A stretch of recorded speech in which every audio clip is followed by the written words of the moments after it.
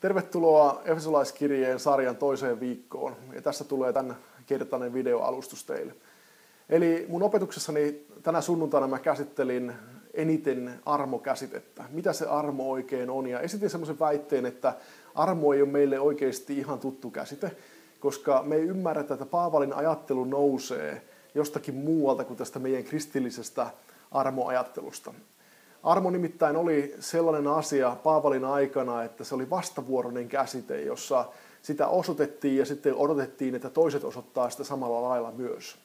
Ja nyt tämä kristillisen armokäsitteen ihmeellisyys tulee esiin siinä, että Paavalihan sanoo, että Jumala vielä silloin, kun me oikeasti pilkattiin häntä ja kaltoin kohdeltiin häntä, joka on meidän se suuri lahjoittaja, se, jota kohtaan meidän pitäisi tuntea pelkästään kiitollisuutta ja vastavuoroisuutta. Niin siinä kohtaa, kun me oltiin vielä ihan törkeitä Jumalaa kohtaan, niin Jumala tulee ja hän lahjoittaa kaikkensa. Sanoin kuitenkin myös sen ajatuksen, että Paavali ei kuitenkaan missään vaiheessa peru tätä vastavuoroisuuden ajatusta, vaan ihan oikeasti kristityt on kutsuttu elämään sitä Kristuksen elämää ja elämään kiitollisina siitä armosta, mitä me ollaan saatu kokea. Ja nyt mä toivoisin, että lähtisitte vähän enemmän työstämään tätä Efesolaiskirjeen toista lukua, jakeita 1-10, josta mä puhuin. Ja haluaisin esittää teidän pienryhmälle 3 kysymystä. Ja ensimmäinen näistä kysymyksistä koskee sun Jumalasuhdetta. Eli miten minä suhtaudun Jumalan armoon? Ja oikeastaan tarkentaisin sitä vielä niin, että miten minun elämästäni välittyy kiitollisuus sitä Jumalan minua kohtaan osoittamaa armoa kohtaan.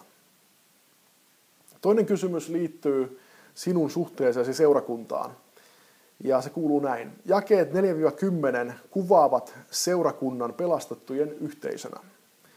Mitenkä me voimme kannustaa toisiamme elämään elämää Kristuksessa unohtamatta hänen armoaan ja sen osoittamista toisillemme?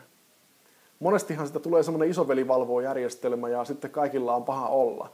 Eli miten me voitaisiin tsempata toisiamme siihen elämään Kristuksessa unohtamatta sitä, että Jumala rakastaa ja armahtaa ihmisiä, jotka on epätäydellisiä. Miettikääpä sitä.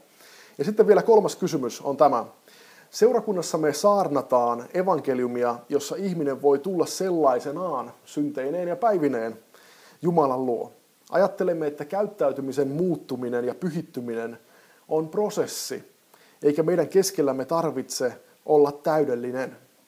Ja nyt mä haluaisin viedä teidät miettimään sitä tekstiä edelleen ja pyytää teitä katsomaan, että millä tavalla tämä ajatus on läsnä siinä Paavalin tekstissä. Millä lailla hän esittää tämän ihan täsmälleen saman ajatuksen. Väitän nimittäin, että se löytyy sieltä.